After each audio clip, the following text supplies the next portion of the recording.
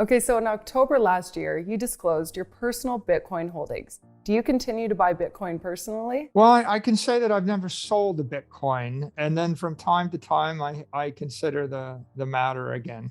Um, but I still have all that Bitcoin, and I haven't made any other announcements about future acquisitions of Bitcoin, but I may. Okay, so do you think there's any correlation between what is happening in China with Evergrande and Bitcoin? I think that over the long run, no. Uh, right now, Evergrande's got a bunch of debt, and they probably can't pay it all back. So there's, I don't know, I guess a lot of short-term dislocation in the markets. But I mean, the big idea or the most important point to be made here is that most corporations' balance sheets are composed of cash and credit, and cash is crumbling and credit is crumbling. Cash is losing 15 to 20% of its value every year. And credit is like a bond. And if those bonds are yielding 2 or 3 or 4% interest, then they have a 2% default risk. And if they're losing 15% of their purchasing power every year, then you can see the negative real yields on credit are minus 15%, and the negative real yields on cash are minus 15%. So, I think that the most important idea is that corporations would do well to actually convert their cash and credit into Bitcoin. And that's what we've done. We saw a price movement this week that coincides with ongoing concerns with Evergrande. Do you think there's a direct correlation between Evergrande and Bitcoin price action? I'm not a trader. So the truth is, I'm not buying Bitcoin to trade it every minute or every hour or every day. I'm buying it to hold it for a decade, between a decade and 100 years. So yeah, I mean, the price changes every minute, and it changes every minute based upon what the Federal Reserve says, or what the White House says, or what the Chinese government says, and the like. But I don't have a particular opinion one way or the other, and I don't think that people should really focus upon near-term dislocations when they're investing in Bitcoin.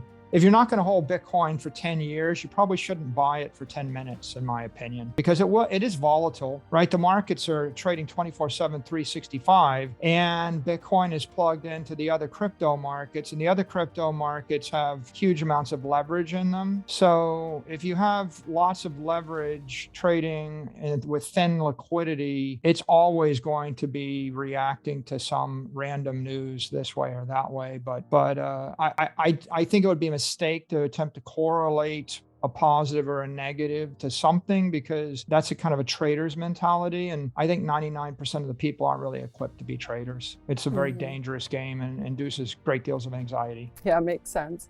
Okay, so let's talk about the regulators for a minute. Do you believe stablecoins will be treated as a commodity or a security? I think they're likely to become securities. I think that the SEC has been pretty clear, and they're saying that most cryptos are securities. Bitcoin is not. Bitcoin is a commodity, and it's pretty clear the consensus is Bitcoin will be a commodity. There's speculation that there's a few other crypto tokens that are commodities, but they haven't been named explicitly. The only one that's explicitly designated as a commodity is Bitcoin.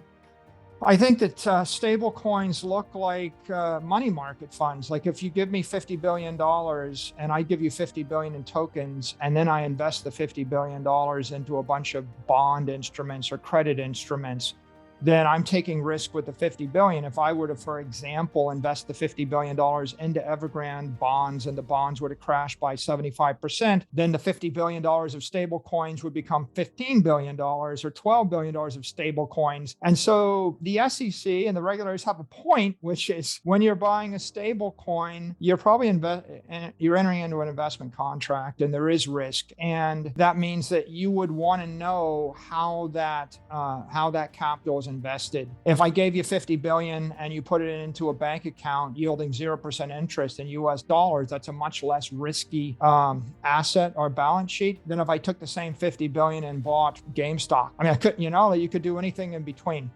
So yeah, I think that they will be deemed as securities, especially the centralized ones. Okay, so from our research, at one time you were a Bitcoin skeptic, and now you are an investor and advocate for Bitcoin. Could you walk us through what made the light go off for you to become a Bitcoin bull? Yeah, I think that Bitcoin's is such a radical new idea that unless you have a need for the solution and you have a lot of time to spend to understand how Bitcoin works, it's easy to brush it off or arm wave it off. The thing that caused me to embrace Bitcoin was in March of 2020, the global economy came to a grinding halt. And it was pretty clear to me that the world wasn't going to just bounce back to the same thing that it had been 15 days later. And when the Federal Reserve and the central banks of the world started to expand the money supply at a very aggressive rate, what we saw was a K-shaped recovery. Wall Street recovered very quickly within a matter of weeks. Main Street didn't recover and still hasn't recovered. And our company was sitting on top of about $500 million of capital, primarily invested in cash and credit. And when it became clear that what we had was $500 million that was going to yield 0% interest, probably for the next 4 years, and it also became clear that it was going to be increasingly difficult to do business as an operating company, we had to look to other ideas. And so we discovered Bitcoin because we wanted to find a way to not see the $500 million debased away. At a 20% monetary inflation rate, then the $500 million would be cut in half in 3 years. And so we had a problem in March of 2020. It became very clear. Before March of 2020, for the previous decade, monetary inflation rates ran about 7% in the Western world. So it was a nagging issue, but not a mortal or a terminal disease. I think that after March of 2020, ignoring it became much more difficult to do. Okay, so let's talk about MicroStrategy. The company's legacy software business is enterprise intelligence analytics. Does this tie into Bitcoin, or are there plans for MicroStrategy to at some point create software that surrounds Bitcoin? We always think about these things. About a year ago, we had a $500 million business growing about 0% a year, and we had a $500 million balance sheet paying 0% interest. And then we got into Bitcoin, and that $500 million balance sheet paying 0% interest became a $5 billion balance sheet growing much faster. Bitcoin's growing 130% a year on average for a decade.